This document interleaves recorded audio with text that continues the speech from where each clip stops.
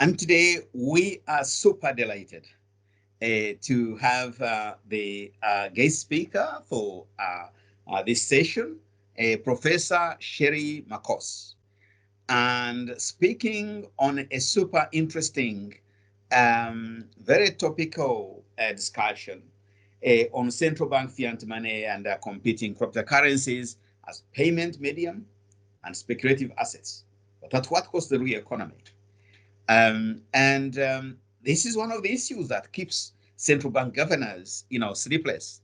They want to know whether they can still swim under this new regime, or they're going to sink, or what's really going to happening. So, Sheri is opening up an absolutely exciting discussion. But maybe I should start by introducing Sheri, although I know she's one of those you call, global name recognition category. Oh, no, Victor. You can always be recognized anywhere in terms of the contribution to your research work. So Sheri has a PhD from London School of Economics and is professor of economics at the University of Essex here, not far away from SOAS. Um, and has engaged in a number of very interesting, innovative, pioneering projects.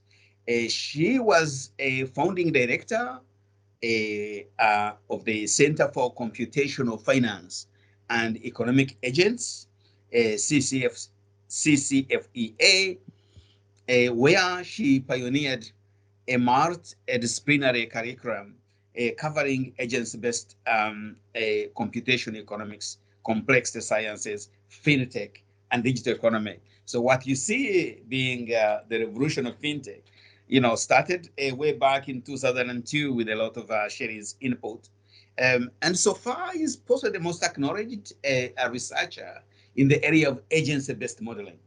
It's quite a kind of innovative way of being able to establish theoretically and empirically systems between the main agents in an economy. She has also served as a consultant and policy advisor, and was senior consultant at the Financial Stability Unit of the Reserve Bank of India, one of the well-known central banks in the world. She headed the projects for the digital mapping of the Indian financial system for systemic risk management, and also has been, of course, consultant to the IMF, academic advisor to the G20 OTC derivative reforms, and her recent work on novelty production in a Nash equilibrium of the digital adversarial game, followed by publication on the digital foundations of genomic intelligence based on the foundation work of Gordon Turing Post, has led to being an associate editor of Frontiers of Computational Intelligence, AI, and Robotics, and also her delivery of keynote talks in 2019 at the Carnegie Mellon Bio ICT Conference and at the University of Sydney Complexity Symposium. Yes, she's absolutely active. And also, most importantly, Sheri and I are co-investigators on this important research project funded by SRC and the Indian National Funding System on bilateral trade, UK-India bilateral trade on fintech and fintech-enabled services. So we are super delighted, very honored to have you here. Please go ahead. And before I actually invite you to take the floor, Sheri has kind of agreed that she would like to be interactive. So if you have a Very question, much. Yeah, very much so. Please ask absolutely. questions. Yeah. So if you have a question, put up your hand or put something in the chat, and we will just encourage her to expand on it and continue. I think it also builds great momentum in the discussion. So, Sheri, let's put our hands together and welcome Sheri to make the presentation. Most welcome. Most welcome. Please go ahead. Thank you very much, Victor. That was very generous of you. So as Victor said, this is actually joint work with one of my ex-PhD students, but who's now lecturer at University of Palermo, who's moved back to Italy. His name is Simone Gesante, and he's one of the very, very good programmers for agent-based modeling. So as Victor said, this is absolutely topical. So let me lay out the roadmap of my talk. Part one will cover the key concepts and the history of new digital money and fiat money, because we need to understand in some depth where does cryptocurrencies fit in, right? We know it is a radical new innovation that relies on software-based solutions for the distributed ledger blockchain protocol. And the solving of a cryptographic puzzle, what is it there for? It is to address actually age-old problems in the foundations of money itself. And these age-old problems have to do with trust, asymmetric information, of course, the double spend problem, which I will explain in more detail later, the concept of proof of work, and of course, the fact that intrinsically worthless money that we all familiar with now for almost 200 years to do with paper currency and so on. How do you prevent it being oversupplied? You know, the problems of inflation and so on are part and parcel of monetary systems. So we want to understand this in some depth as to how do cryptocurrencies fit into this pantheon of monetary economics and monetary systems. Then, of course, cryptocurrencies is what I call a libertarian, and that it's an anarchic or an anarchist agenda, meaning to say it's defying the power of the state because it is supplied privately and is going to be a competitor for state-supplied fiat money. One of my big focuses, as the title of the talk indicates, is going to be on the resource costs. What cost to society? We're going to compare what it costs for fiat money-based commercial bank deposit money, which is currently our dominant form of payments media. How much does it cost us to put a transaction through using our current payments media compared to cryptocurrency? So I'll make this comparison, because that is what is going to decide whether it's ever going to be a successful means of payment, or is it just going to be a speculative asset, right? This is a big question, you know, where we know it's mostly at the moment a speculative asset for the reason that the cryptocurrency prices follow a boom and bust, exactly like in financial markets, for other financial market assets. So because of this boom bust phenomena to do with the price of cryptocurrency assets, or with Bitcoin, which is what will be the focus of my analysis, mostly cryptocurrencies like Bitcoin. I have developed in part two of my talk, I will talk about this agent-based model, where we want to understand some stylized facts about the operation of cryptocurrency, as which can do both things as a means of payment and as a speculative asset. So we will have these competing cryptocurrencies competing against an incumbent fiat money. So we will develop a simple agent-based model for us to understand what are the implications, especially the resource costs for society and so on. My conclusion is actually quite not very encouraging, because I I will say that cryptocurrencies at the moment are serving as a speculative asset, and you know, we need another speculative asset, like we need a hole in the head, as a British would say. You know, in other words, we really don't want anything like that, and they're very costly. Cryptocurrencies are costly in terms of societal resources. It becomes a vehicle for what I call disintermediation. In other words, a lot of household savings, as uh, many economists and Warren Buffett has noted, it is actually just a bubble created on the basis of household income. I mean, you know, households are just using their savings and other forms of income to put into this speculative asset, and that's what fuels the bubble. And of course, with anything that is boom and bust, there are winners and losers, but it doesn't add one iota to the GDP of an economy in that sense. But the genie's out of the bottle. We've got to deal with it. Let's understand what we have to do, either in terms of regulation or to understand better what are the pros and cons of proceeding with one type of regulation versus the other. So coming back to the background, what are the functions of money? What are the historical challenges posed by cryptocurrencies in the 21st century milieu of monetary systems? As we all know, the unit of account is what is the national fiat currency units are in dollars, sterling, and so on, right? And it has had an unchallenged status as a unit of account. These national fiat money um, as a unit of account in a national jurisdiction for almost 200 years. So a sterling and the dollar and so on have remained unchallenged for 200 years. So what I say is that notwithstanding theories of monetary exchange that superseded barter in the history of money, for close to 2 centuries, we have had a monopoly of state-supplied currencies.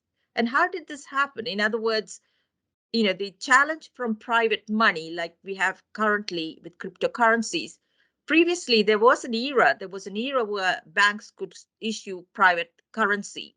And this was the great Scottish free banking era of 1716 to 1845. And there was a similar period in the US where there was private issuance of money. And that was in 1837 to 1864. And then, of course, lo and behold, we have the UK 1844 Bank Charter Act. And the Bank of England became a monopoly supplier by literally saying this act effectively prevented private banks from issuing their own private banknotes. And this ditto happened in the US itself with the National Banking Act of 1863.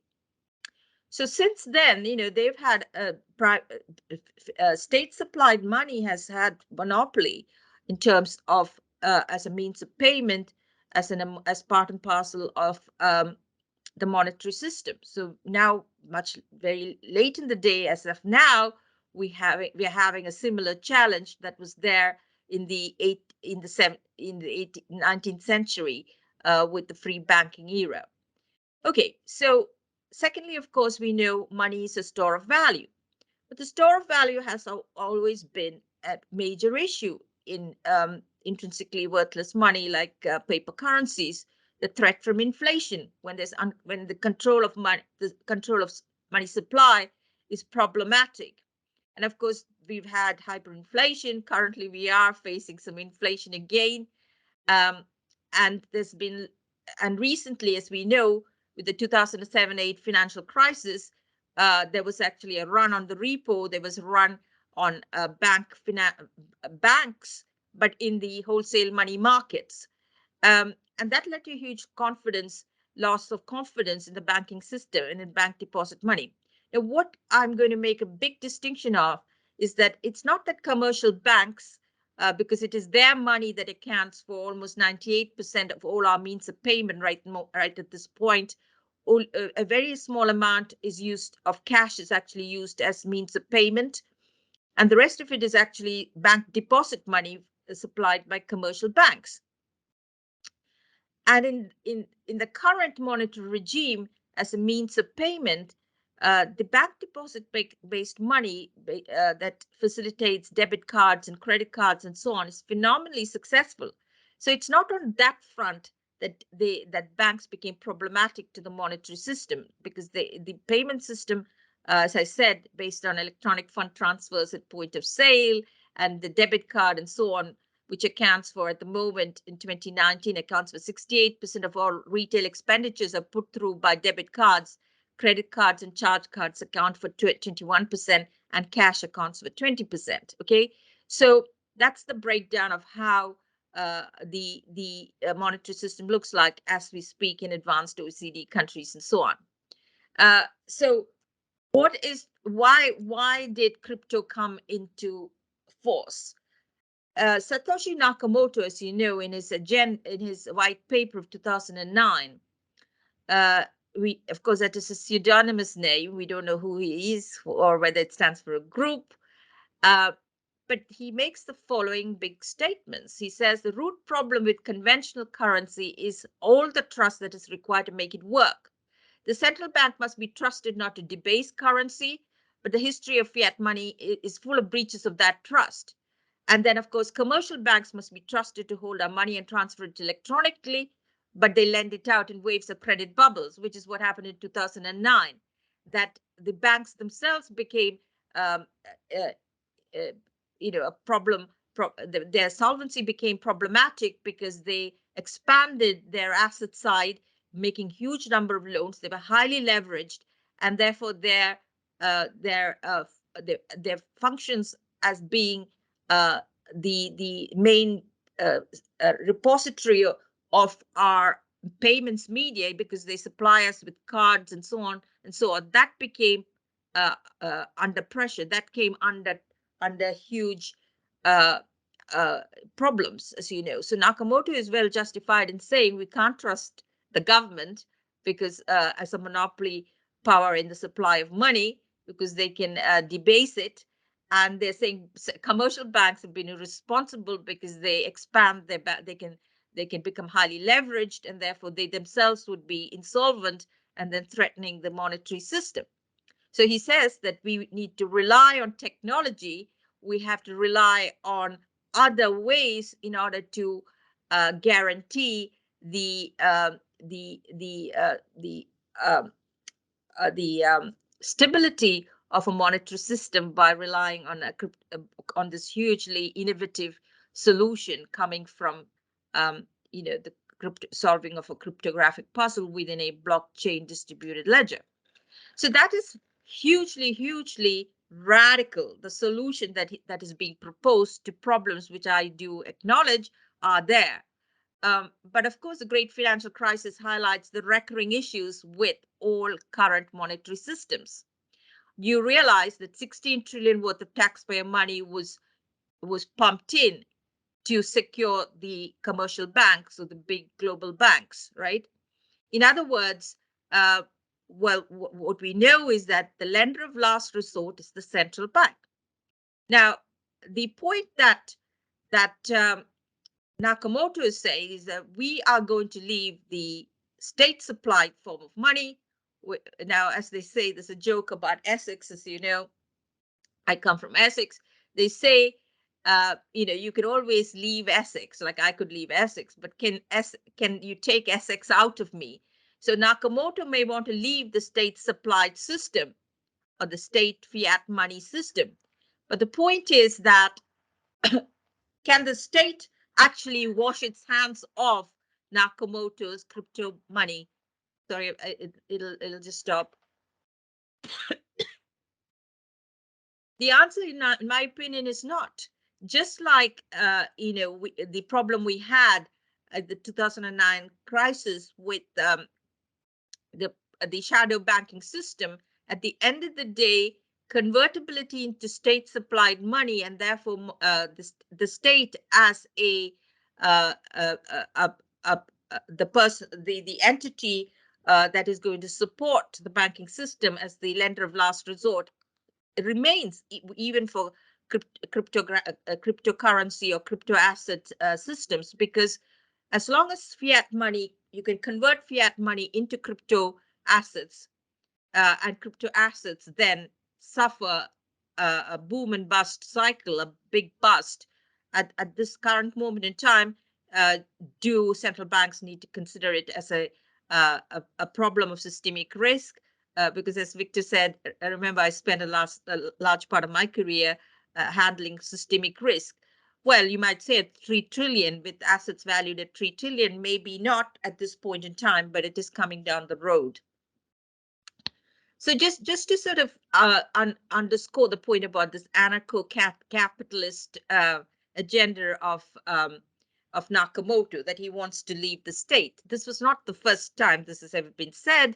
As you know, Frederick Hayek, in his great manifesto called The Denationalization of Money, he said inflation cannot be stopped unless we substitute away from state-supplied money. Now, this is of great interest to me because the way in which inflation finally got sorted out, at least till very recently, I'll try and show you the figures for that.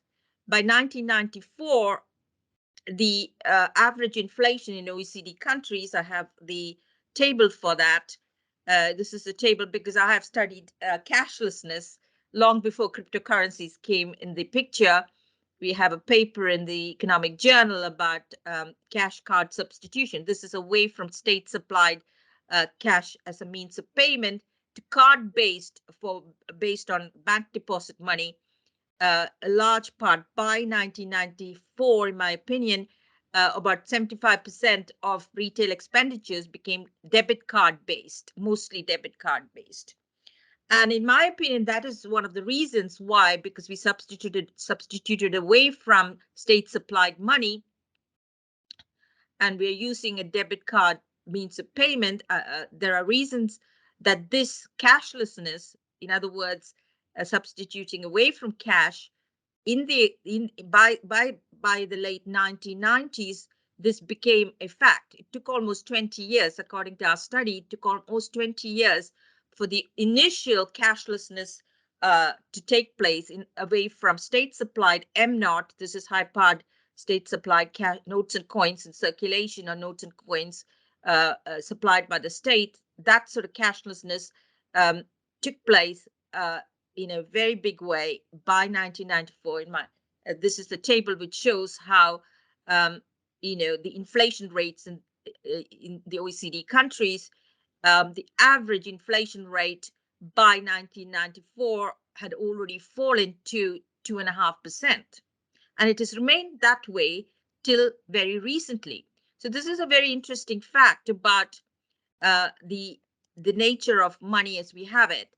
So 98% of broad money means which is bank deposits that makes money, is privately created by commercial banks. This is by, these are the numbers from Shilaric and Taylor, Kumhoff and Bardia. As you know, Michael Kumhoff is a big, he works a lot on central bank digital money. In fact, I think they coined the acronym and the concept of central bank digital money in one of their papers. So they say that, there's very little of notes and coins of the state in any case, right, in the current system of money. So how does the current system of money work in terms of satisfying as a means of payment? This is a picture of how it actually works, and very few people are familiar with this plumbing. By the mid-1990s, something called the electronic fund transfer at point of sale took place. What that means is that we can use a card payment.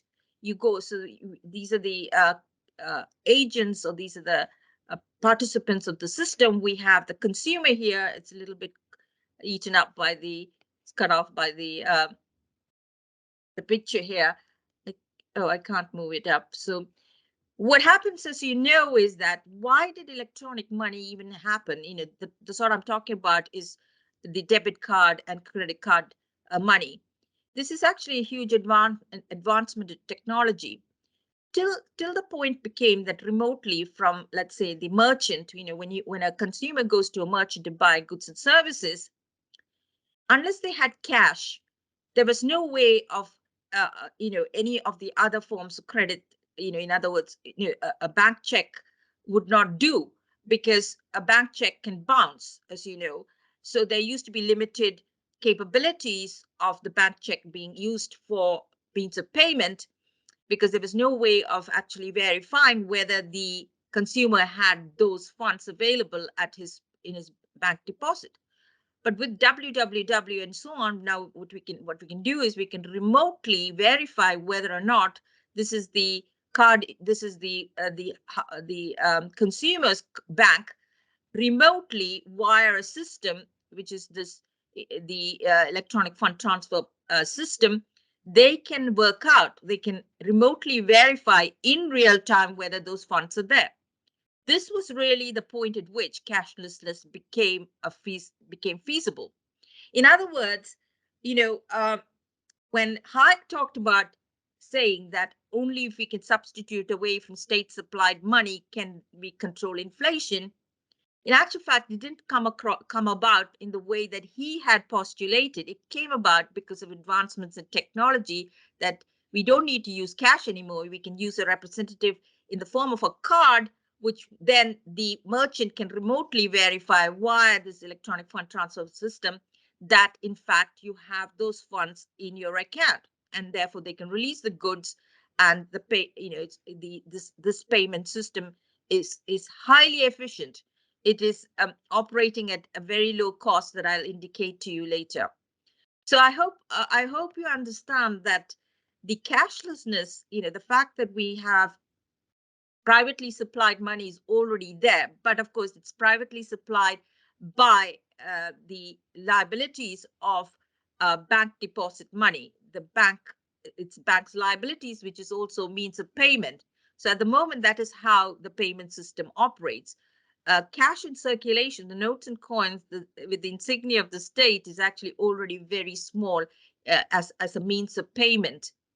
So, but we know what the problem with banks are. They blow up their balance sheet on the asset side, or they lend too much and they become insolvent. Therefore, as guarantors of our payment system, they can be problematic, as Nakamoto pointed out in his white paper. Okay, so what types of money do we have?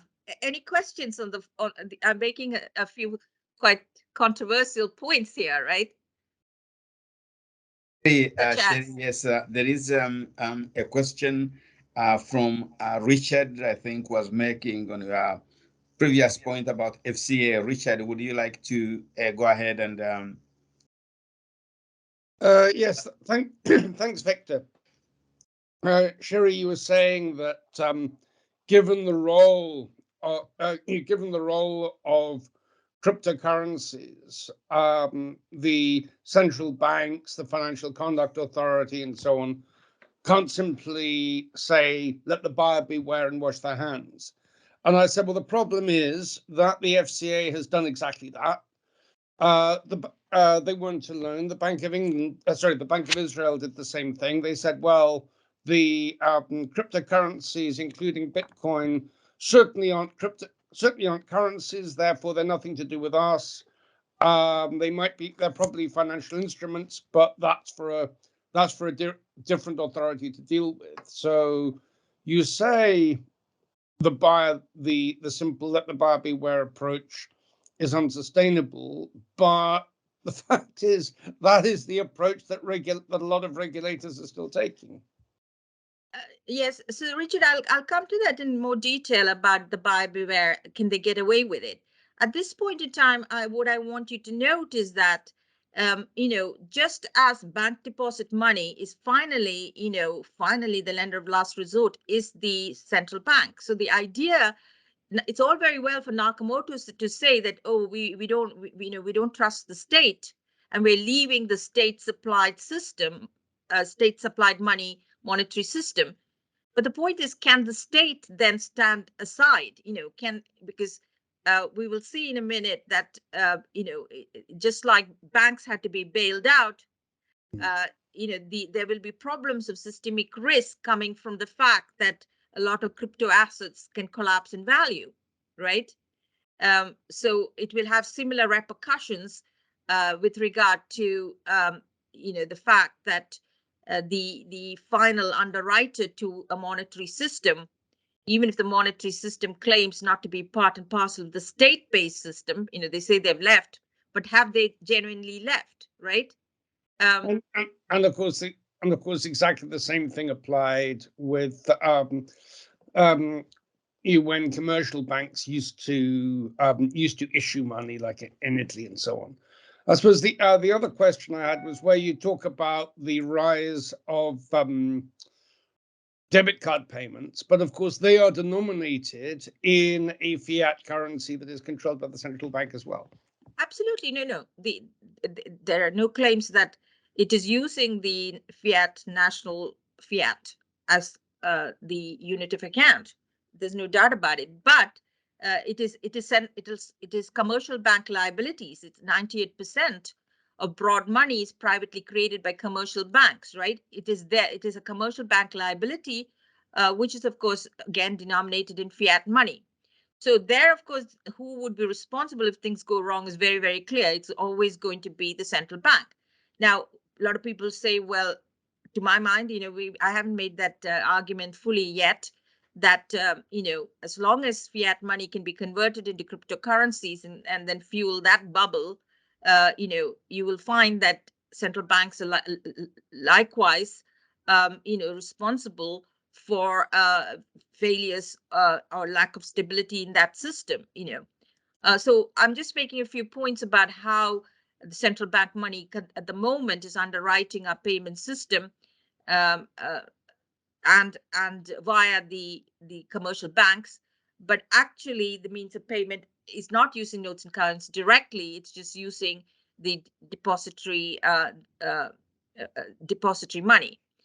And there's one thing very interesting about the depository money is that the debit card system is highly non-inflationary. Why is that? When we come to the point about proof of work, when I use my debit card, as I keep telling my students, I've already the deposits in my bank account are paid by the University of Essex, so the contribution to GDP is already there, and therefore there is proof of work when I use my debit card to make payments. And when I use my debit card to make payments, my account, which has already got proof of work with regard to what is in it, right? And therefore it is highly non-inflationary. So this is another property of the nature of the current system, which is hugely successful, in my opinion. So when I make a payment to a merchant, my account is debited and his account is credited. No new money is then used. It's just the money that already has proof of work that is just reassigned, and therefore it ceases to be non-inflationary. So one of the points that that cashlessness, at least in the current income, the current mode of payments, are entirely, in some sense, because the largest set of payments are made by debit cards rather than credit cards. But of course, credit cards are also private debt, and it has to be repaid, and therefore it is not permanently inflationary when it's repaid. That amount of payments that are made without proof of work gets settled, because finally you have to use proof of work to make your to repay your debt at some level, right? So the types of electronic money. So the distinction is we've got electronic money coming from electronic deposits, so it's all depository based.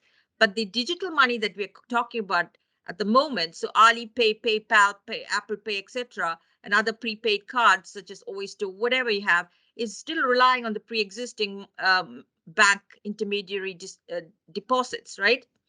So the private currency, as in crypto and so on, of course, is not it is not backed, it is not directly based on your depository money. But here there is a major footnote.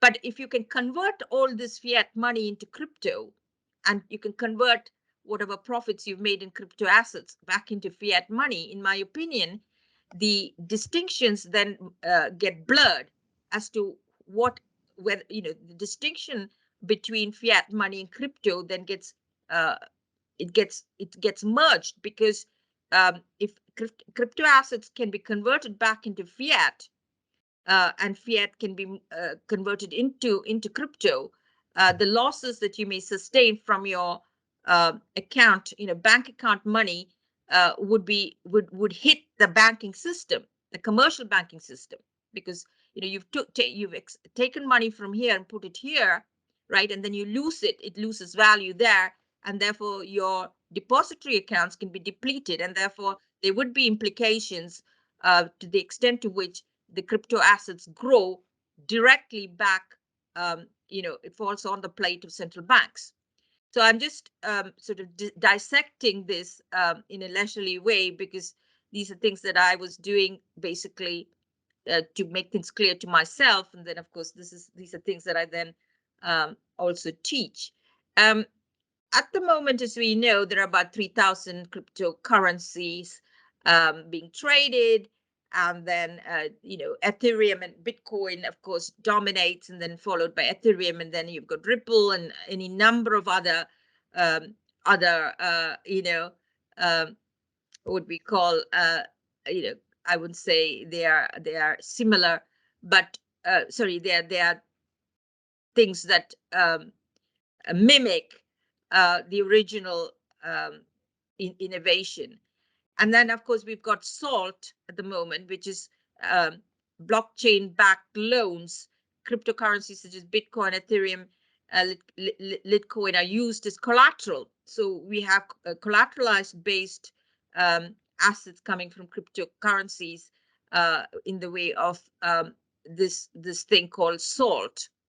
So we see that this whole area is growing just directly from the original cryptocurrencies that were invented. And the total value, you might say, well, lots of people don't get out of bed unless we are talking about more than 2 trillion, right? They say, oh, well, we don't need to worry about systemic risk yet at these assets being only at 2 trillion, right? Because remember, with the shadow banking at the time of the 2009 crisis, that was nearing 12 trillion, and that went belly up, and that would have a global impact. But here, 2 trillion, do we need to start worrying? I think we do. Let me point to this picture here, which I've annotated, because in 2008 or 9, when we had the first big bubble burst this is of the Bitcoin. This is the graph of the Bitcoin prices.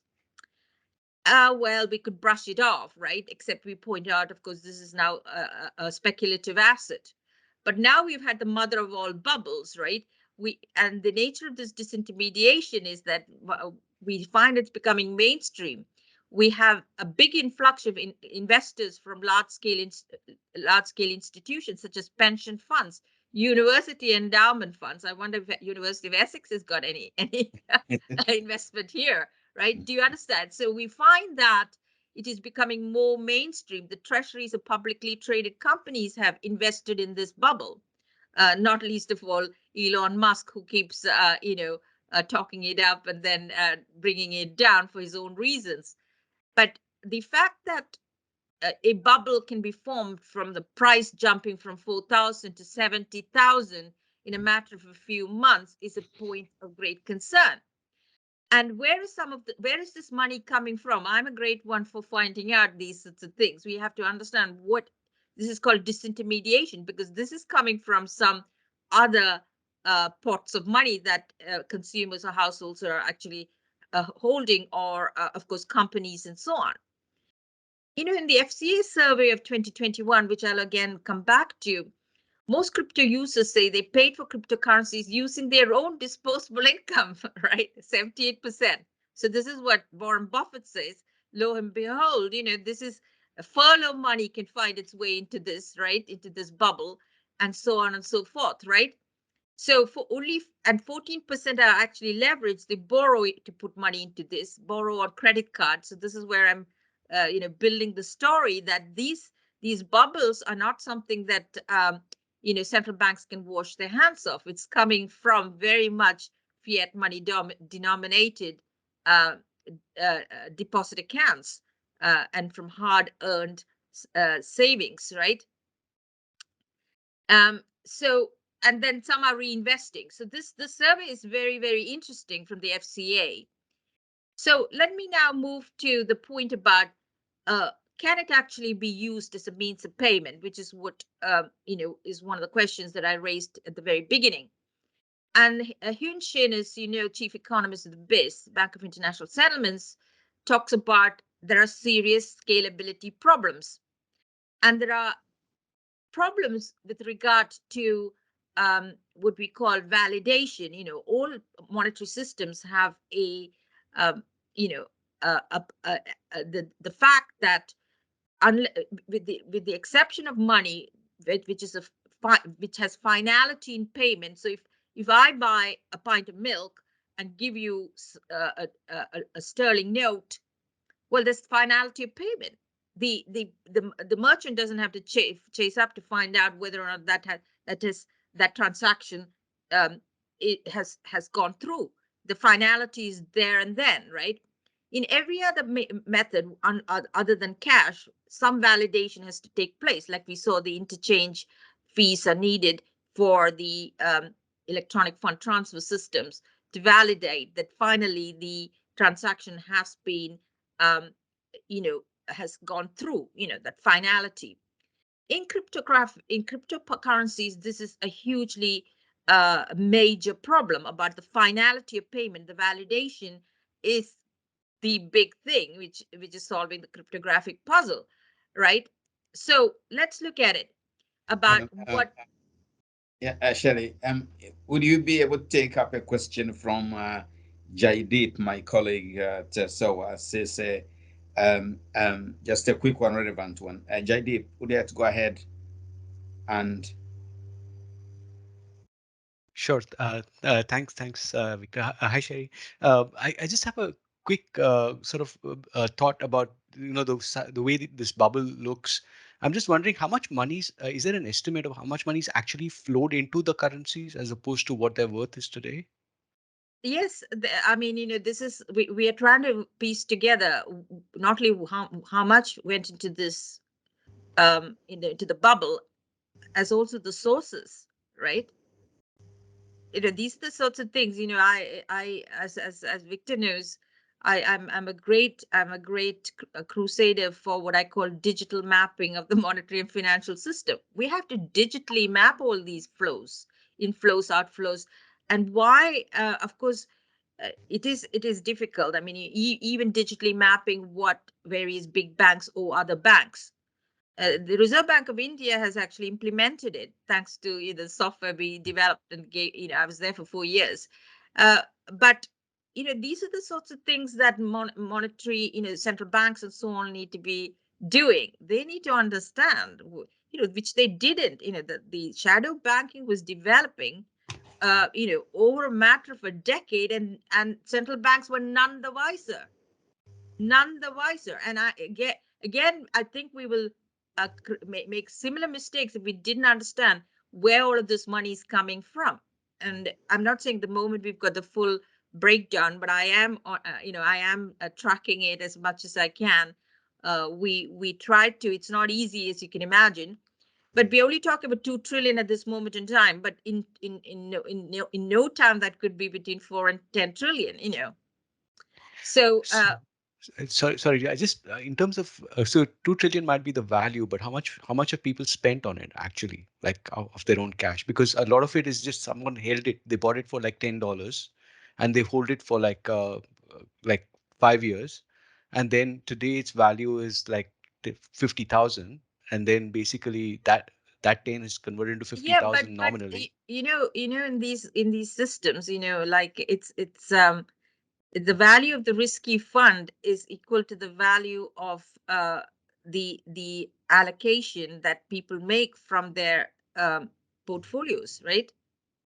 Okay, So so so I see your point. the bubble is the bubble. Let me not to put a finer point on.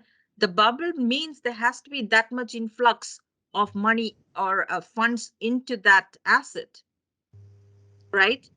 Yeah, I mean, because we don't know how many transactions benchmark the price, right? I mean, basically, like if it's not that, if it's just like 10 people buying and selling, and the price becomes 50,000, then we nominally put the value of all the assets at 50,000, but its true liquid value might be much lower.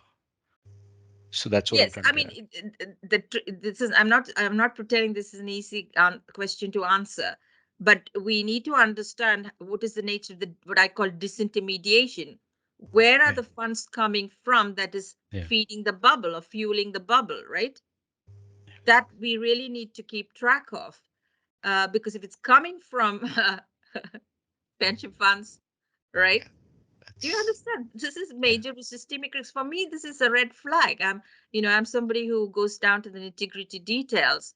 So, be that not, so let's park that on one side for the moment, and we'll come back to this in my agent-based model. And let me go to the point about, can cryptocurrencies genuinely be means of payment in advanced economies or in any economy? Because what it is that at this point in time, so the problem is in cryptocurrency, which cash doesn't have, the physicality of cash used as means of payment immediately solves what's called the double spend problem. I mean, many of you will know exactly what the double spend problem is. And the double spend problem is as follows. It is as simple as this, that I cannot use the same unit of currency in two places. In other words, I can't purchase, if I have a $5 note and I use it to buy, let's say, a box of chocolates, cash implies that it has physically left my possession and has gone to the merchant, and therefore physically I cannot use that same £5 note again. That it is as simple as that. That's the double spend problem. Lots of people don't understand that cash, the reason why cash was, the Americans used to say in the Wild West, in God do we trust, but the rest is cash on the nail, because cash means, providing it's not counterfeited, the double spend problem doesn't exist when you have cash. With any other means of payment, especially the electronic forms, who's to know? It's just an the physicality of it leaving my possession and going to you. I cannot reuse it, right? But in electronic in this electronic method of payment, unless somebody's tracking the ledger and knows my initial budget of whatever I had, they wouldn't know that I haven't paid you twice. I haven't used the same unit of payment twice. I pay Victor and I pay, let's say, Richard, right? With you so electronically you're getting something, but how are you to know that in fact I'm not defrauding you, that I haven't used the same unit twice? Now this is, you would think, God, why is this such a big problem? Now think of, as I was saying in quantum, the whole point about think about what are we saying? So for in quantum, like computing and all that, or in quantum systems, a particle can be in multiple places at the same time. Now that is exactly what you do not want in means of payment. You do not want you do not want the same unit of currency paying multiple for multiple purchases, correct?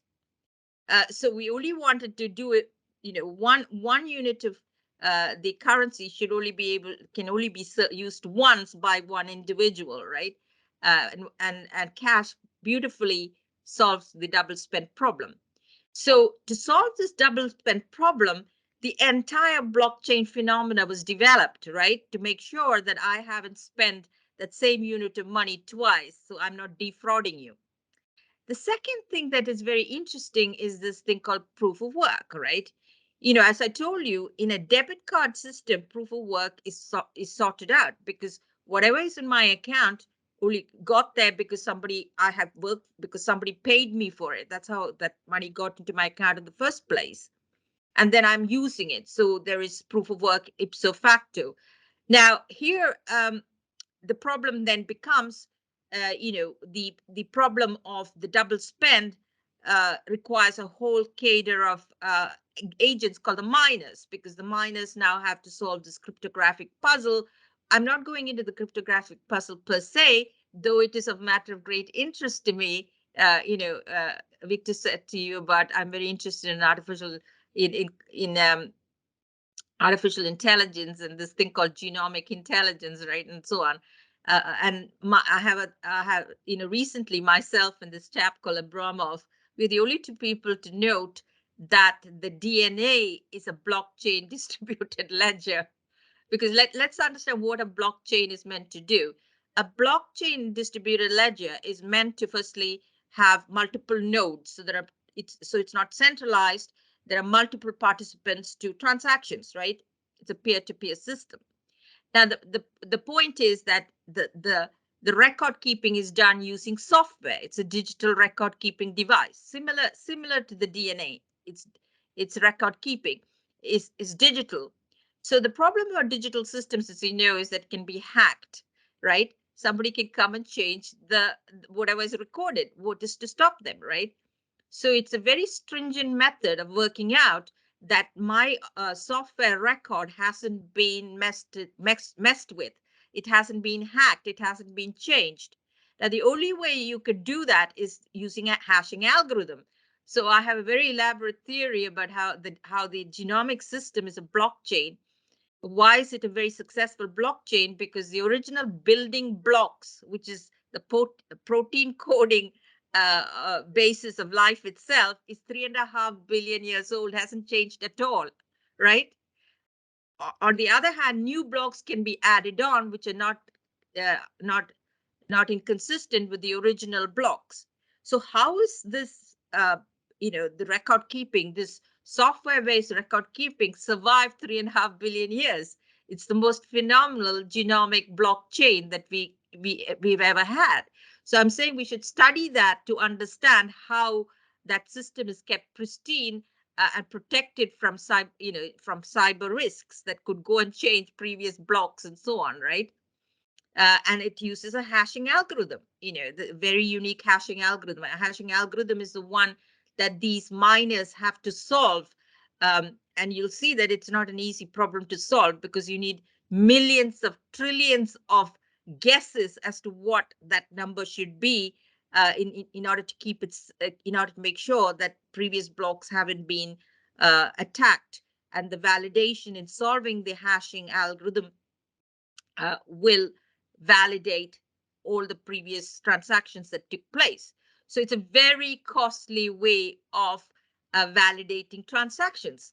So how costly is that, right? So how costly is that? This is a calculation we make.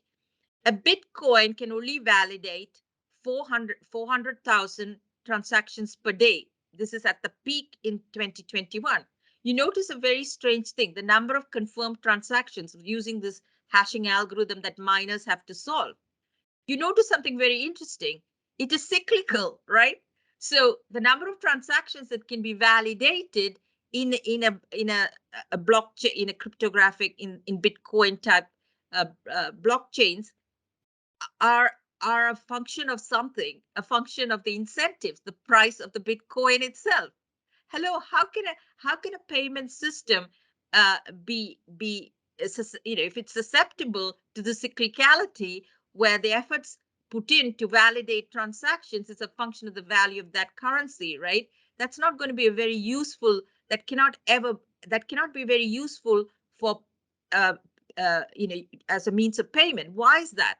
Because the means of payment has nothing to do with the value of it has to be, it is derived by various economic conditions. In other words, what the economy needs in terms of buying and selling and all these transactions.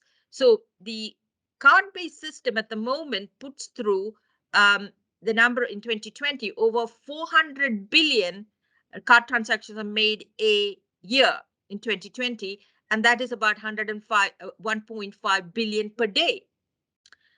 And of course, the number of transactions that are made are cyclical with the business cycle and everything else. But nevertheless, it is not a function of how good the card-based system is at validating it, correct? So we have a self-referential problem here, which is one of the problems which I don't think has been made strongly enough. I mean, when Hyun Shin talked about scalability problem, the scalability problem is that advanced economies need to put through a lot of transactions, and these have to be validated pretty quickly. Now, if the scalability problem is that it is very difficult to validate more than 400,000 Bitcoin transactions on a daily basis when we need to be sort of hitting more like 1 or 2 billion per day, which is what the current system does. Secondly, how much does this cost? So from the Federal Reserve payment study, including fraud and interchange, the card-based system only costs about 51 cents. And, so whereas how much does it cost to validate a Bitcoin transaction? So the problems are quite phenomenal in terms of, whether or not a Bitcoin can ever be a proper competitor as a fully fledged means of payment for economies as we have at the moment. So let's understand what is what is validation involved. You must have had this called something called the hash rate. Hash rate, as I told you, is it's measured in terahash, informally records the different attempts made to solve the unique hash number that proves the validity of the block, right? As cryptocurrency price boom occurs, the hash rate increases as more attempts are made by the same mining pools because they are incentivized, because they're paid at the current value of the cryptocurrency for their efforts at solving the cryptographic puzzle. So that is the problem. That itself is a problem, that the number of transactions that could be validated is a function of the value of the price of the cryptocurrency, right? Now, you need to make a terahash is equal to 1 trillion hashes per second. And the number of terahashes that's needed is recorded in millions. So we're talking about, this is terahash rate per second. These are these are 1 trillion, millions of trillions, right? That number of guesses have to be made. There is a hand up there. Yeah, I think you should just jump in and tell us, ask me what Go the ahead, question go is. ahead, Adela. okay. So you talked about the value of the Bitcoin, the value of the validation determining the value of Bitcoin. Is it the other way around, or is it the value of the Bitcoin determining the value of the validation? I think distinguishing between these two has some form of implication. What do you think about that? Yeah, so what we find is that remember the value of the Bitcoin determines the incentives to the miners, right? Mm-hmm. The miners are the agents who validate transactions, right? Yeah. If the transactions are not validated, it could be the case that Victor passed on some thing that violates double spend, right? He could have sent me some an electronic payment which is not actually kosher, meaning to say he didn't have the money he's actually made a similar payment to Richard, right? What's the purpose of the validations? That much is clear, right? The validation is to make sure that each one of us is paid in good money, right? Mm-hmm. Mm-hmm. That doesn't run into this double spend problem. Exactly. So, but what we're saying is, but notice that the number of validations is a function of the price of the Bitcoin, because the incentive to me to validate it as a miner, given that I'm going to be paid in Bitcoin of the day, of the realm at that price, so remember, I'm going to be rewarded in Bitcoin. So if I'm rewarded in Bitcoin today, which is worth 70,000 per Bitcoin, well, that's better than 4,000, right? So people will increase, the mining pools will grow as the value of more people will come in to solve this problem. So there is a trade-off between speed and the value of the Bitcoin. But the only point I'm trying to make here is that the number, these are transactions. This is just people deciding to use Bitcoin to buy and sell goods from one another, correct? Mm-hmm. So we are saying that the number of transactions, which we'll see in the agent-based model, I will not use, when the Bitcoin is very valuable, why would I use Bitcoin to pay somebody for goods and services? I will not do that. There's going to be an interesting trade-off there as well. So So the whole point about number of transactions, the validations, and everything else is tied to the value of the Bitcoin itself. Absolutely true. Yeah. And this is a major problem now, because number of transactions an economy needs to put through. Why would it have anything to do with the price of Bitcoin? Do you see that? The transactions are decisions that we need to get the wheels of the economy moving, right? Moving. Yeah. Yeah. But if the number of if only if today I'm Barclays and all say, oh, we can only validate so many transactions depending on the share price of Barclays. hello, that's not going to be a good system for means of payment. True. Yeah. That's true. So that's the point I'm making, that, there are theoretical problems. Hunsian, that the scalability problem is because it's very costly to validate. But I'm making a further point that nobody else has made, that if the number of validations itself is tied up to the value of the Bitcoin, that's not a very good thing to happen for Bitcoin to become a generic means of payment. That's true. So that's just an original point that I think I haven't seen that being made by other people. Thank So you. let's just work out how much will it cost. At the moment, the mining revenue, of course, is again a function of the value of the Bitcoin. So and we're saying that, and Bitcoin transaction fees are not full cost of cryptographic payment validation. Why? Because we need to then validate how much electricity it takes, right? To at the moment we say it costs for, I think it is for 1 trillion for a terahash worth of um, of attempts at validation. We work out that it costs, at this current rate and so on, $97 per month per kilowatt, right? So we do this very, in-depth calculation, and we work out it costs $62, right? To put through, if you want to put through 400,000, validations or transactions per day, it'll cost 62 per transaction validated is $62. Compared to what? Compared to 50 cents, right? So that is part and parcel of this problem, right? It's very costly. So these monetary systems, one has to work out what it's costing to put that transaction through, right? Okay, so now I'm coming. So now we've covered some of the what I call plumbing type, infrastructure type questions. Now I'm coming to the economics question that we all want to know.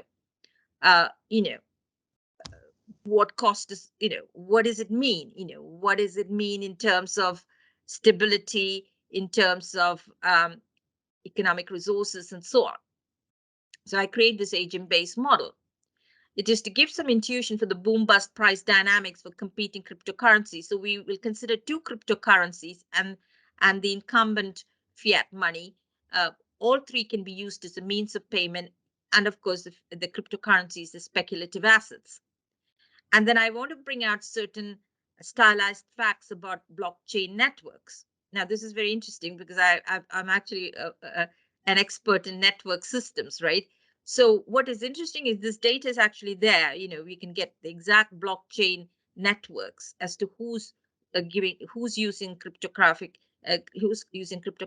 as a means of payment from one wallet to another wallet, right? So all of us as individual agents who own cryptocurrencies, we have these electronic wallets, and then we can make out there is full data on that as to how money moves, how cryptocurrencies move from one wallet to the other. So can we bring out some of these? What is it that we will learn from some of these facts that I have made clear to you and embedded in a agent-based system, agent-based model? Now, in order to understand that, I use this FCA survey, main reasons for buying cryptocurrencies. The biggest, the survey is done in 2020, and I think in 2021. It said, 2020, 2021.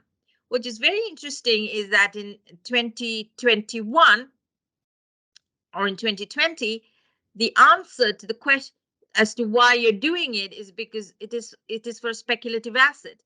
Very few, only 20% of anybody who was surveyed uses it as a means of payment, right?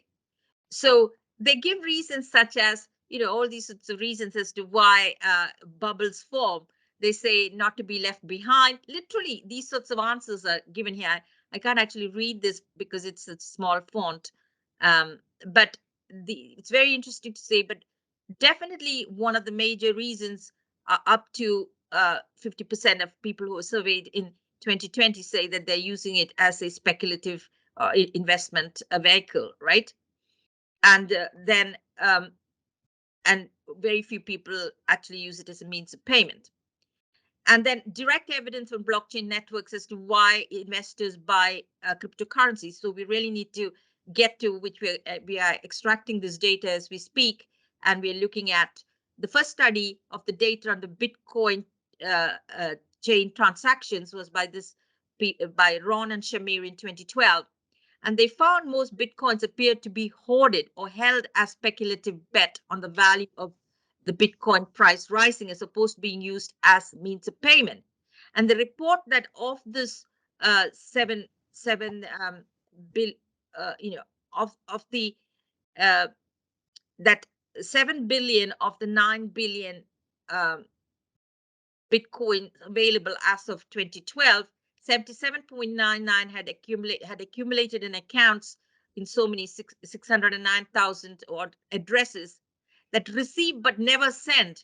So they're just holding it there. They never use it as a means of payment. They just hold it as a speculative asset for its value to go up. Definitely it's not being sent from one wallet to another, because if only it's sent from one wallet to the other, would you know that it's used as a means of payment? So what I'm trying to say is that we can get to the direct nitty-gritty of what the blockchain network itself says about how investors, why investors are buying cryptocurrencies, right? So we put together these sorts of stylized facts to make some behavioral assumptions for my agent-based model.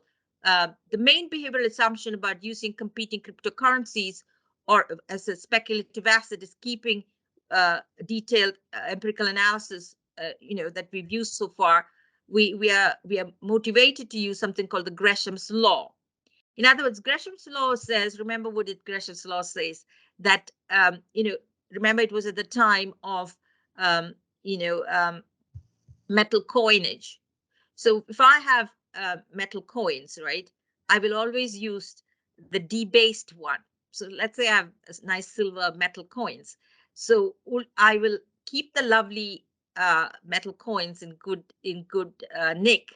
I will keep them myself, and then I will use the debased coins to make payments. If I have to use a silver coin, I want to buy something from Victor, I'll give him my worst coin, correct? And that's called Gresham's law. And that is exactly what operates here. You will not make a payment with a cryptocurrency that's going to increase in value that is in good nick. You would actually use a cryptocurrency that is losing value to make payments. So we will hoard the cryptocurrency, or we will keep it in anticipation that its value will go up. So cryptocurrencies whose values go up, we'll keep as a speculative asset and hoard it, and we will then use the cheaper one to buy goods and services. So that is quite straightforward to understand. But the interesting thing is that and then the more valuable cryptocurrency will be mined, which is something that we've already established. So this sets in place what I call a herding behavior that drive agents to use the cheapest currency as a means of payment, and the more expensive currency is mined and also held as an asset. The speculative nature of the latter and the sudden shifts in the herd behavior drive these bubbles in this model, right? And but the thing is, mining of cryptocurrencies, we will put a cost to it. Exactly like the cost. We want to make this, at the moment, the cost is very simple, but we want to make the cost more realistic because we're moving to this agent-based model, which is more in keeping with the actual, we want to use actual blockchain networks and so on to bring it up. But at the moment, it's still a toy model. So the agent-based model has these two cryptocurrencies competing with themselves and against a central bank fiat currency. We have what's called a pure Arrow-Debreu model. It's a pure exchange model. We're not talking about production and anything else. There are 1,000 households fixed into two categories: households with mining capabilities, 400, and without mining capabilities. At the moment, we start off by holding these as being fixed. So what we then have is that we have one electronically traded good for which you can use either the fiat money or crypto money to buy and sell. And every agent in an agent-based models, everybody's given an initial allocation of all of these things, and then we push a button. The price of the so it's demand and supply. Demand then from then on will determine the price of the electronic good, the price of the cryptocurrencies, and so on. So let's just push the button, because I think I don't want to take up, I want to move more to a discussion. So the mining, as you know, is an economic decision. You will mine when the for the same reason, when the value of the crypto assets go up, you will mine that cryptocurrency, but it needs real resources. And we set a fixed cost of mining in terms of fiat money. In other words, you pay, these resources are coming from fiat money because it's underpinning the resources of an economy, right? And we have a particular rule for how to convert cash into crypto. Also requires an exchange rate. So when we put all of this together, what is very interesting is that in initial periods, the price of cryptocurrencies, there's a sudden switch. Initially, cryptocurrency 1 was the most valuable one. Then suddenly there's a switch, and cryptocurrency 2 then takes over, right? And cryptocurrency 1 starts losing value. So this is the price of the two cryptocurrencies. One was dominant in the first early parts of the period of trading and all that. And then suddenly it loses all value, and then the other becomes dominant, right? So we expect these sort of switches to take place within cryptocurrencies, but even in their own prices, there's huge volatility. And then what we have is that the mined quantities, how much is mined in cryptocurrency 1 and cryptocurrency 2. So as one would expect, in the early days, cryptocurrency 1 was heavily mined because that was the most valuable, but latterly cryptocurrency 2 is the more mined currency. But the interesting thing is about the miner and non-miner wealth. The miners become very wealthy. The miner wealth is red, and the blue are the non-miners. So miners become wealthy again because they are chasing the trend of which currency to mine and so on. But the bottom line is that from a fixed amount of fiat money, very soon it crashes and burns. The fiat money, the rate of depletion of central bank fiat money gets sucked into the fiat money is sucked into. Remember, fiat money can be converted into the crypto money, and it is also needed to support because the fiat money at the moment is representing real resources of the economy. What we find is that after some time, the whole thing crashes and burns.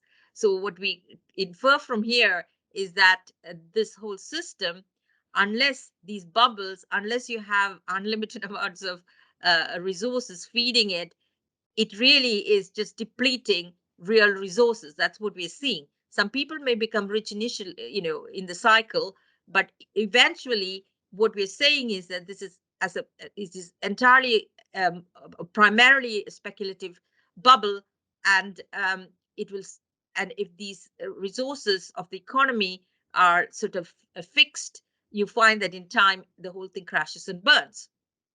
Now, the interesting thing that we've added now is about how do we make out who uses it as means of payment and who is using it as the speculative asset. And therefore, we know that this behavior differs at the boom and the bust of the bubble, of the cryptocurrency bubble price. So we take this for a particular cryptocurrency, cryptocurrency 1, and at the time it is not valued highly. We find that it is actually used as a means of payment. In other words, even then, only 30% of the nodes are using it as a means of payment, again, corresponding with what was found in the data as well. That means the blue nodes are wallets from which payments are being made to red nodes. So the blue nodes are the buyers, who are buying certain goods and services from people who've got wallets in terms of the red nodes, right? The red nodes and the sellers. And you find that there is 30% of the entire, blockchain network, only 30% of that is ever used, because some wallets completely have only money coming in and it never goes out. So this is exactly what you would find, in the real world cryptographic networks, and it comes out like that in our agent-based model as well. And at the peak of the bubble, when that particular cryptocurrency is valued highly, hey presto, no surprise at all, there are hardly, the blue nodes, hardly anybody is using it as a means of payment. So this is exactly the sort of properties that you would want to understand what is going on. So this toy model has more, we are now scaling it up to make it calibrated with the real world data to show what is going on with, when you have cryptocurrencies. At the end of the day, in my opinion, it's a social blight, because it just will it sucks in resources, and it will and if those resources are limited in some sense, it'll all crash and burn, right? So concluding remarks. So our agent-based model captures the implications of the deleterious impact of cryptocurrencies as an investment, a speculative asset, and as a means of payment. We give it both possibilities, and we find that it is really never used very much as a means of payment, for reasons that I've already gone through. And in fact, when that particular cryptocurrency becomes very valuable, the means of payment function reduces substantially.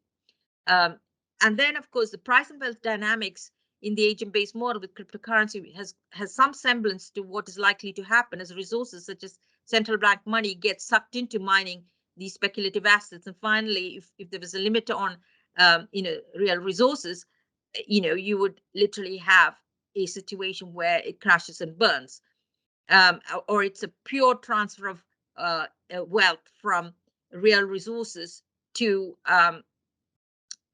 this bubble, which finally is not sustainable. So as you know, El Salvador has made cryptocurrencies legal tender. UK, USA are favorable, but of course China has outlawed it, and India tried to outlaw it, but the Supreme Court now has ruled saying it can't do that. So the reasons why China has outlawed cryptocurrencies, because for a number of reasons it is anarchist, right? It is challenging the powers of the state, etc. And the Chinese central bank, as some source says to me, of course they are themselves going to create the central bank digital money, right? They don't want any competitors. So this is part and parcel of the reason that China's completely outlawed it. But nevertheless, I would say that this is speculative asset. It is costing a lot to society. It is costing, good hard-earned savings are being literally sucked into this economy. Warren Buffett and so on have described Bitcoin to be a bubble feeding household income and household savings of a lot of gullible people. I mean, unfortunately, the chase for yield is such that, till during the days when zero interest rates were there, or close to zero interest rates, we've chased any sort of, it's called chase for yield. It's a mad thing, right? And not only households, we see that mainstream investors like pension funds, endowments, and so on are chasing the same bubble. And of course, there could be the existing fiscal policy. There is a death spiral, in my opinion, with regard to how QE is being used to keep the yields down, and then more QEs need to keep the yields down, and so on. But now, of course, we are faced with this problem of inflation, where the chase for yield may not be as vicious as it was when we had very close to zero interest rates, right? So finally, let me just look at the problem of central bank digital currency. The bottom line is that a central bank digital currency could, the reason why they're doing it they're taking their time with it in advance, OECD sent by central banks, is because they can trigger a run on their own commercial banks. That is the reason why. I mean, this has already been acknowledged by Bank of England's people and so on, But the fact that China may put out a central bank digital currency, then that could become global, is a frightening scenario. So people like Ken Rogoff have said that challenge cannot be ignored. So they are in a double bind. Central banks are in a double bind. If they move too fast on, they will trigger a run on their own commercial banks. But equally, if they do not have a central bank digital money and China comes about and people start adopting the Chinese central bank digital currency as a means of payment, they could have, they could take over. It means to say, there's, that is not something that I mean, the USA and so on can countenance, right? A central bank digital currency where people find it useful to use it. And once, as you know, these have got positive network effects, just like English became a global language, the success of a particular central bank digital money could then pose huge threats to, the USA and so on, in terms of global power and economic power. So this is the double bind. I think I will stop there. Is there anything else that I need to add? Yeah, no. So the problems are very, very, the concept of the blockchain distributed ledger, in my opinion, the man-made, for the first time in human civilization, we have a decentralized way of maintaining validity of transactions and softwares. This is a phenomenal invention. But equally, I said 3.5 billion years ago, biology and evolution had already created a blockchain distributed ledger, and it has a hashing algorithm. The hashing algorithm is called the Gödel sentence, because it will flash out saying, oh, the genomic software has been tampered with. There's a viral attack on me. And it is done in such a phenomenal way. Each biotic element can self-report, I'm under attack. So that's my claim to fame at the moment. That's a very famous mathematical result called the Gödel sentence. It's the foundations of a lot of, computation itself. But nobody's in 90 years, nobody's ever found any use for it. And I'm saying that's what it is. It's actually a hashing algorithm for a biotic element to self-report it's under attack, right? So, but the man-made cryptographic, the blockchain distributed ledger is very different from the genomic one. It's different because it's solving a slightly different problem. Though at the end of it, the function is that our software digital records being tampered with. That is similar, whether it's the genomic blockchain or a man-made blockchain for cryptographic to solve for the Bitcoin system. So there are lots of exciting and interesting things that we have to touch on. As I said, this talk was based for my own, and I just needed to get sort of deeper into finding out everything, many things about, money, cryptocurrencies as a means of payment. It's a boom bust phenomena, the resources it costs a society, etc. And then, of course, a big political economy challenge about what to do. The genie's out of the bottle. There's no way we can ban it because the technology is already well known now, right?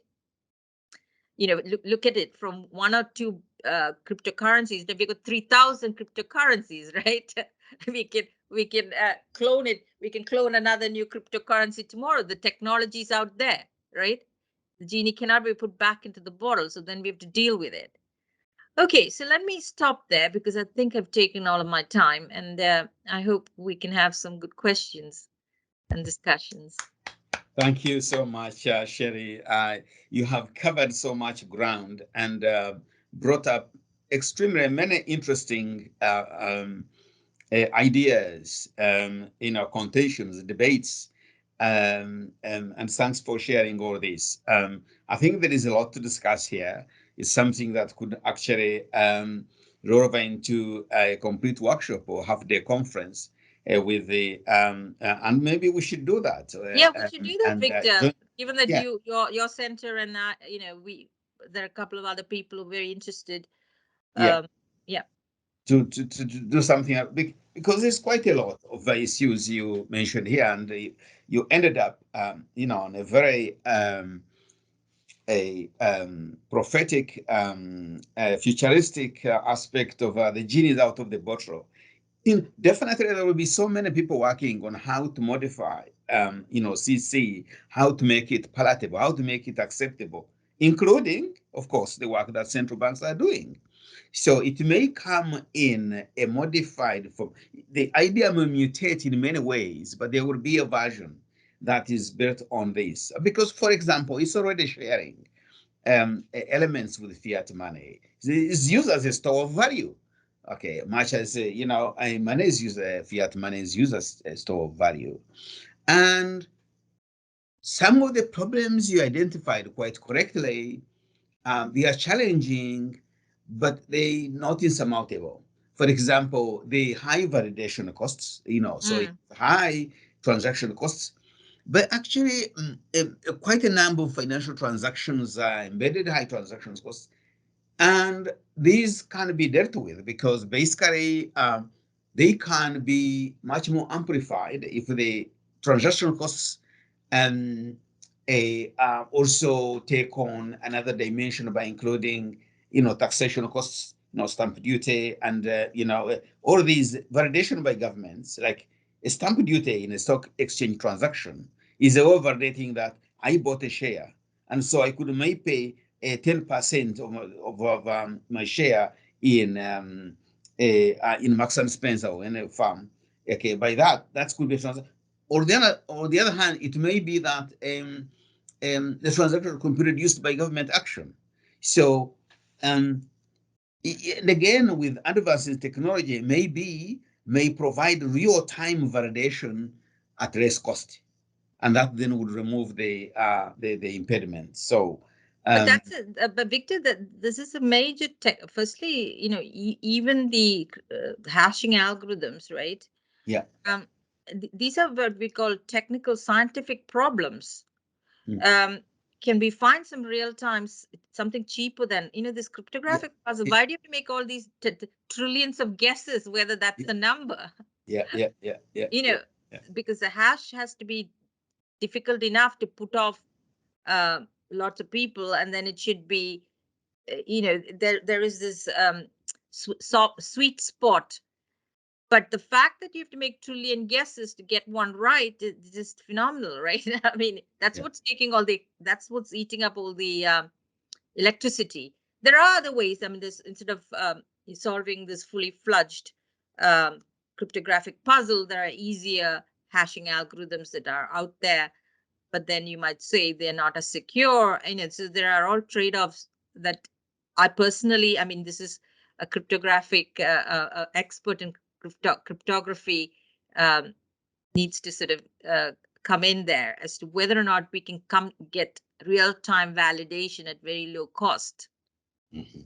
Yeah, absolutely fine. And the warnings you give are very much justified. Otherwise, we have the next crisis on our hands rising from this innovation in transaction. Remember that when you go back, some of the financial crises the world has had has come from financial innovation, including the use of derivatives. Absolutely, Victor. I mean, but Victor, this is the issue in our models of designing what I call regulation. For some odd reason, we leave out the most important fact that we as individuals are, I call it protean. Protean meaning we are capable of uber intelligence and innovation. That is missed out. That is missed out in policy design. They just assume and they completely miss out the idea of rule breaking, that by innovation we are always trying to find loopholes, right? And so unless policy design is made fully cognizant of the fact that innovations is what is going to disrupt intentionally or unintentionally. You know, some people are doing, you know, some of the players are doing it intentionally, like, you know, using more, you know, of the dark web for money laundering and using crypto money, right? You know, there are malign agents in the system. We can't deny that. So to develop robust monetary systems at this point in time, I mean, as you may have gathered, I think our debit card, credit card system is working pretty okay, providing our commercial banks are you know, don't do the crazy things they did in 2009, right? In the run up to 2009. So the central bankers have to have eyes at the back of their heads, you know, because the crypto world is not going to stand still. It's going to become another shadow banking. It's going to be 13 trillion in no time. It's my opinion. It's going to be very, very large. Great. So let's take some questions. I think I see one hand up. But there is a question from Godfrey Charles, from the University of Leicester. So please go ahead. Okay, thank you for a wonderful presentation. I hope you can hear me. Yes, very clear. Yeah. I have two questions, and I don't want to put words in your mouth, so correct me where I'm wrong in the first question. If I'm not mistaken, your hypothesis is that the introduction of perhaps debit cards and other cards in the 90s, you know, kind of because of how they are inherently used, reduce inflation. Is that? Yes. Sorry, is your name Godfrey? Yeah. Yes, you know, I've been saying this for a while, but you know, the mainstream idea about what brought inflation down, in their opinion, is because of inflation targeting. I do not believe that for 1 minute. That is a self-serving argument given by central bankers to make themselves feel important. It's something as important as inflation coming down. You know, monetary economists haven't done their job. One of the most critical things that happened in macroeconomics and monetary economics is the fact that inflation came down from about double digits to about 2.5% for a very long time. So providing, you know, is it cheap goods from China, you know, like King Rogoff's, things like that. In my opinion, it's not that. I think it's because we changed our payment habits, because advances in technology does not require us to use cash anymore. And because of the fact that debit cards are using what is called, you know, deposits that have already got proof of work in it, why would it be inflationary? This is not sinking in. Now, so I have people who know my view. The other day, I did give this talk about inflation at the LSE to a more popular group. They have a group that meets, and they said that. So what about the current situation? Why is inflation out of hand again? But that's because there is a lot of money that flown into because of you know, fiscal monetization. That furlough money and everything that came into all our bank accounts, like helicopter money. Everybody knows that helicopter money has no proof of work, right? So that would, of course, immediately, with the shrinking supply side, we will have the classic case of too much money choosing too few goods. But that is because of the current crisis that we've had. But minus the helicopter money that came in with as furlough checks and everything, both in America and in the UK and so on, and the, you know, huge shrinkage of the supply side because of supply chain shocks, the oil price shock, etc.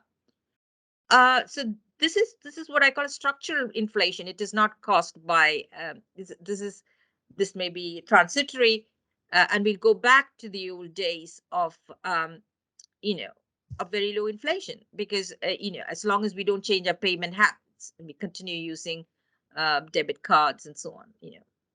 Okay, well, you kind of anticipated my thoughts on this, because I was looking at the Urban Fisher equation, that famous or infamous MV equal PT, and you divide MV by T, and the growth, you know, of that is to the level of, bounded by big O of T, yes, we would get price stabilization there from that equation. The second question is, what are your views on stable coins as a means of mitigating against this kind of volatility we are seeing in the cryptocurrency market? And I just want to add that I think one of the things that caused a bubble in Bitcoin, for example, during the pandemic, and I know you alluded to a survey before. One of the survey found is that people were using their government transfers a significant amount of the generation. Is it Generation Z? The younger generation were using their money, to speculate on Bitcoin. Yeah, no, there is no question about it. This is where we were saying, as Victor said, we need to know what funds got sucked into the bubble. A bubble is like a black hole, right? A bubble is like a black hole. It takes all the resources from around it. So what is, the furlough money, we conjecture that's a lot of it was furlough money, right? The more I go back to the initial question really about stable coin, by the name itself, it kind of implies that a quote unquote stable coin is less volatile than other classic cryptocurrency. What are your views on that? Yeah, so the interesting thing is the business model, right? The business model. If somebody can produce stable coins, it would definitely become a and then it could proliferate as a means of payment. But then it is competing against, this has already become a very crowded class of assets. So in my opinion, the current success of Bitcoin is precisely because it's got bubbles, right? Because nobody's using it as a means of payment. When I say nobody, it's like few people are. But if stable coins come in, firstly, as a business model, it has to be profitable. The costs of running it should then attract enough people to use it. The more stable it is. So in a world where you have unstable, electronic money like this, digital money as opposed to a stable one, you might think that we don't know. I mean, behaviorally we would think that people would gravitate towards stable coins, and that'll then gain market share, and that will then become. You understand? It has to. There are many steps there, but as long as we're not using digital money generically as a means of payment, then of course Bitcoin is still popular because it's pumping up bubbles and people are then that's true. I mean, from a purely economic point of view, if I had to spend 5 minutes mining and I had a choice between mining stable coin or Bitcoin, when Bitcoin is at a bubble, definitely I'm not going to be mining stable coin. Absolutely. So I think my agent-based model, this is a very good point that I'm going to put into our paper now. Yeah, by the way, speaking about that, is that paper available or is it still very preliminary?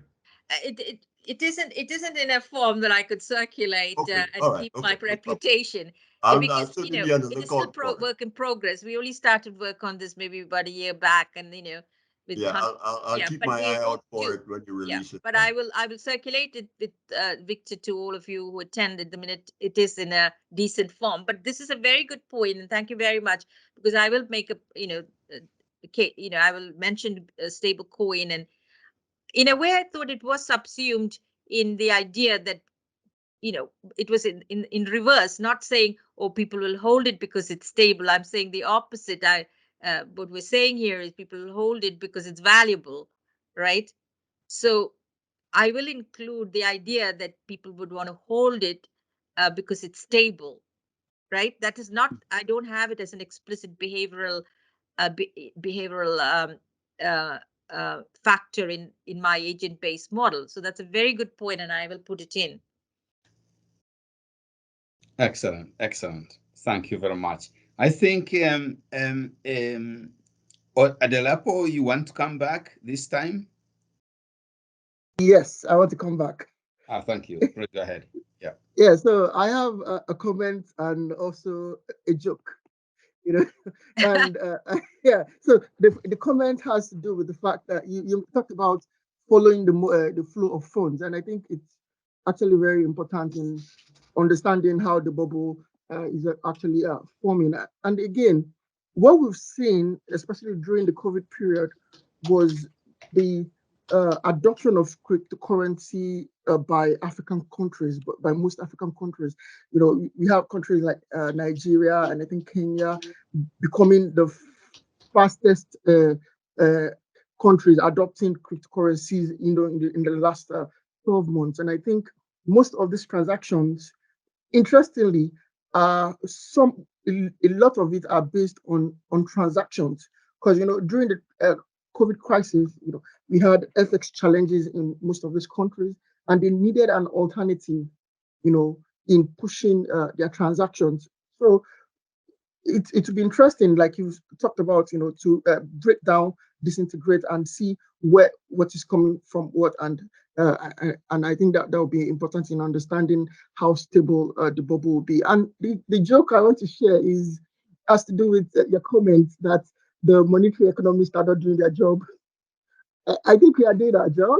Yeah, we are really doing it, but unfortunately, we are not mainstream. You know, we talk, we get silenced out, you know. So people like Tim Condon, you know, he shares same view as you share, and he's always been, you know, right, you know, when it comes to financial stability, financial crisis. 2007, he was right. Even this COVID predicted inflation, and he was also right. You know? So it's just that the voice is not out there; it's been silenced. Thank you very much. Thank you, Adelopo. Yeah, absolutely good comments, and yeah. And thanks for mentioning that. You know something about this the Bitcoin bubble, because it doesn't have a national location, correct? Where is the bubble? Unlike what happened in the house price bubble in the US and all that, right? Which of course immediately requires attention of the central bank and so on. But where's the Bitcoin bubble? It's global, right? Yeah. It isn't got a national, it doesn't have any national status. So how unless the flow of funds, you know, unless the central bank knows that a lot of the fund is coming from the UK, pension funds and so on and so forth, it is distributed. The impact of the bubble bursting at the moment, because the bubble itself doesn't have a national location. That's problem number one. Unlike any other bubble that always has a national, location. I think that complicates things. So a lot of thinking has to go into this problem of how it is similar to previous situations, and how do central banks need to not just wash their hands off, etc. Yeah, we definitely won't have any GPS of the bubble in one time. That's a good point, Victor. No GPS for a crypto bubble. Jaideep, you want to come back again? Please go ahead. If we have a minute, then I just I just was wondering about one thing. So like when we think of the systemic risk, like the real, like when it's going to start becoming like a sort of a manifest, right? I mean, when I think about tulips, you could buy a house with a tulip, right? So like the idea is that today people can buy a house with the Bitcoin they made from like just 10 years ago. But the only problem is that they can't prove that they made that money legitimately. So therefore, a lot of people are being refused mortgages, for example, because they are bringing their deposit with Bitcoin. And so if you think about like when the Bitcoin starts getting converted into real assets. Absolutely. Yeah. I mean, isn't this fascinating? So I have a student who inherited some money from a relative and put it into Bitcoin overnight. I mean, from zero to he's got $500,000. But he converted it, paid the tax and everything else, so this is what we're saying. Bitcoin converted back into sterling, and then that sterling is used to buy a house. I don't know what he's blown it on. I don't know at all. I might ask him just out of interest. So all these steps, have implications for monetary policy and systemic risk, have they not? because so firstly, I always want to find out firstly who lost their shirt. People, because the Bitcoin's not going to be 70,000 or whatever forever and a day. It's already sort of taken a hit. And with interest rates going up, it'll take a further hit because, as we know, it was chasing yield that caused the bubble in the first place. So we need more simulation models. We need more thinking about it as to what consequences would follow.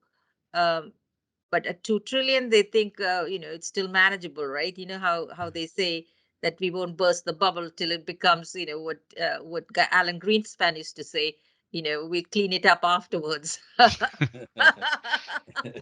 Yeah.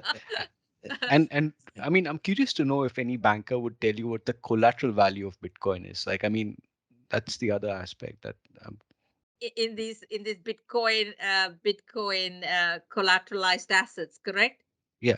Yeah. Right. I was told there's a very interesting thing about that. See, in collateral ownership, you have to, what do? You give your private key, there are some lawyers here, right? Somebody raised that, at a dinner, it's just coffee, it's just chat. But very interesting point. There are problems about how do you use Bitcoin as collateral? What? Do you give them the private key? So you're giving over your wallet, right? I don't know, because remember, in a repurchase, these things have to keep going back and forth, right? So, just this is just food for thought.